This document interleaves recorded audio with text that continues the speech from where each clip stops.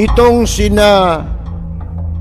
anak ni Marcos, itong mga anak ni Marcos, pinagdidiinan lagi na kasalanan ng ama, hindi kasalanan daw ng anak. At pagkatapos, wala raw silang ninakaw.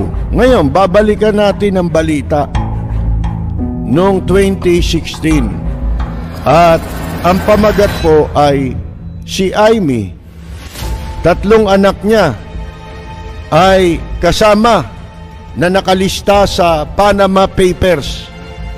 Itong Panama Papers ay ang naglabas po nito ay mga pahayagan sa buong mundo sa pamamagitan ng mga investigative journalists. Marami yan, mga kaibigan, 1,000 yata yan na mga journalists ang nagsama-sama at gumawa ng report tungkol sa mga taong merong itinatagong offshore account o deposito sa ibang bansa, na sa mga bansang yan ay ginagawang taguan ng pera. Di ba? Ang sabi po dito sa balita, si Ilocos Norte Governor siya noon at that time, 2016. At ang kanyang 3 anak na sina Ferdinand Richard Michael Manotoc, Fernando Martin Borgi Manotoc, at Matthew Joseph Manotoc ay kasama sa mga nakalista, mga taong nakalista na iniuugnay sa offshore financial dealings ng mga mayayaman at kilala base sa mga dokumento mula sa isang law firm dyan sa tax haven sa Panama. Pakinggan nyo ito kasi malilimutin tayong mga Pilipino. Sakit natin yan madaling makalimot, nakalimutan ang pinagdaanan ng sambayanang Pilipino sa ilalim ng martial law ng diktador na si dating Pangulong Ferdinand Marcos. Ang naalala nila, Nutriban. Mga kaibigan, kapalit ng bilyong-bilyong ninanakaw ay Nutriban. Ayan kain kang Nutriban. Kami ay bilyon. Yan para sa inyo. Para lumusog kayo sa Nutriban. Ayan po, mga kaibigan.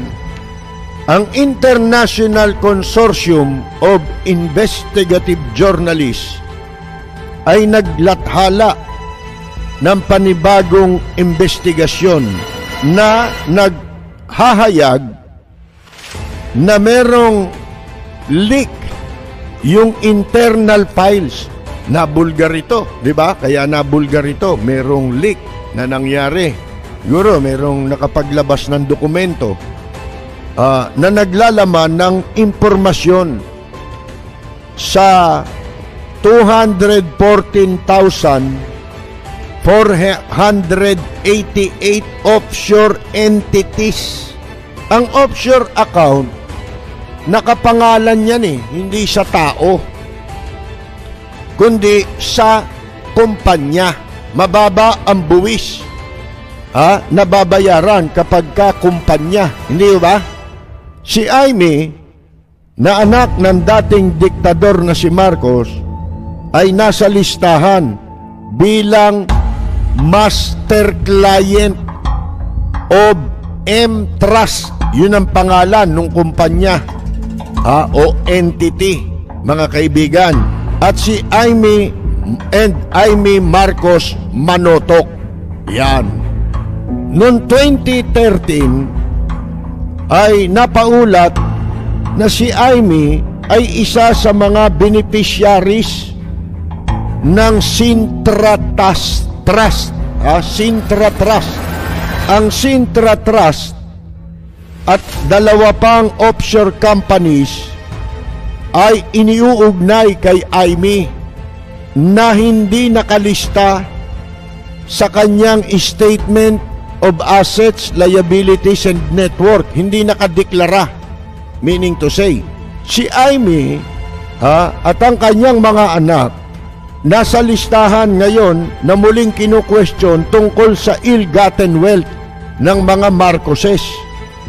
Ang pamilya nila ay pinaniniwala ang nakapagkamal ng at least $5 billion.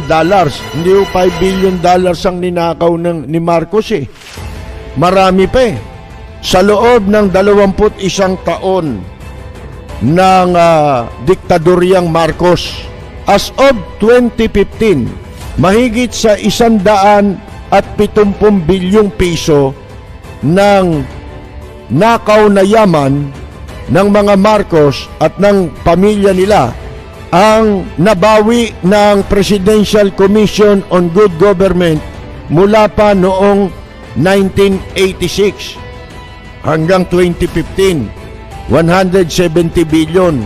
Ngayon, wala nga bang ninakaw ito si Aimee? Kasi po, ang tanong bakit ka nagkaroon ng offshore account? Negosyante ka ba? Meron ka bang negosyo para makapagtago ka ng kayamanan dyan sa ibang bansa? Wala nagsasabi na bawal ka magdeposito sa ibang bansa. Wala tayong batas niyan. Hindi nga bawal. Pero ang tanong, saan mo kinuha yan? Kailan ka kailan ka nagbanat ng buto? Kasi yung public office, hindi naman pagbabanat ng buto yung ginawa nyo dyan Wala naman kayong ginawa Nakabalik kayo sa kapangyarihan, isipin mo yan. Ano nga ba nagawa nitong mga hinduropot na pamilyang ito? Katulad ni Bonjing Marcos o Narcos. Simula nung makabalik dito yan, nagkaroon ng mga pwesto ulit. Kaya pinagtatawanan tayo ni Lee Kuan Yew Ang mga mamamayan sabi ni Lee Kuan Yew, nung klaseng mga mamamayan ito. Pinagnakawan at lahat, abay mapagpatawad pa. At ibinoto pa yung mga anak, yung pamilya. Yung mga anak niya, nakapangalan sa kanila yung mga deposito. Saan nyo kinuha yan? Kung hindi kayo nagnakaw o kung hindi nagnakaw ang tatay nyo.